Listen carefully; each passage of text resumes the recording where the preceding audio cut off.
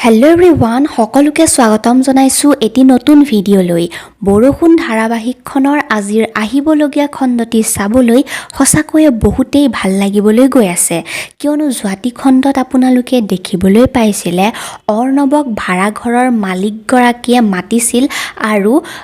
অৰ্ণৱক তই ভালকৈ কাম এটা নোপোৱালৈকে মোক ভাড়া দিব নালাগে তই ইয়াতেই থাকিবি বুলি কৈছিল আৰু সেই কথাটো শুনি অৰ্ণৱে বহুত বেছি ভাল পাইছিল আৰু আনফালে আপোনালোকে দেখিবলৈ পাইছিলে মিকুৰ মাকে দেউতাকৰ আগত ৰিয়াই যে আপোনাৰ কথা বহুত বেয়াকৈ কৈছে আৰু তাইৰ কাৰণেহে আপোনাৰ ব্যৱসায়টো চলি আছে সেই বুলি ৰিয়াই কৈছিলে বুলি মিছাকৈ দেউতাকৰ আগত কৈছিল আৰু দেউতাকে কথাবিলাক সঁচা বুলি ভাবি ৰিয়াই মোৰ কথা এনেকৈ ক'ব পাৰেনে বুলি ভাবিছিল আৰু পাছত ৰিয়াই দেউতাকক কথা এটা ক'বলৈ ৰখাইছিল যদিও দেউতাকে মোৰ তোমাৰ কথা শুনিবলৈ এতিয়া সময় নাই বুলি কৈছিল আৰু তেতিয়া মোৰ লগত কিয় দেউতাই এনেকুৱা ব্যৱহাৰ কৰিছে বুলি ৰিয়াই চিন্তিত হৈছিল আৰু মাকৰ ওচৰলৈ গৈ দেউতাৰ আগত আপুনি মোৰ কথা কি লগালে বুলি সুধিছিল আৰু তেতিয়া মাকে এতিয়া আৰু এইখন ঘৰত তোমাৰ মতে কাম নচলিব বুলি কৈছিল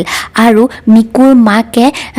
ৰিয়াক মিকুৰ ওচৰলৈ যাব মানা কৰিছিল আৰু নিজেই মাটিত পৰি গৈছিল আৰু অভি বুলি চিঞৰিছিল আৰু অভি অহাৰ পাছত ৰিয়াই যে মোক এনেকৈ ঠেলা মাৰি পেলাই দিলে সেই কথাটো কৈছিল আৰু মিকুৱেও আহি অভিক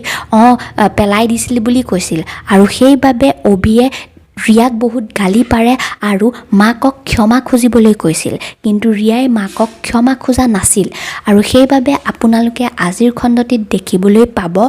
অভিয়ে ৰিয়াক বহুত বেয়াকৈ কথা শুনাব আৰু তুমি এজনী বহুত অভদ্ৰ ছোৱালী বুলি ক'ব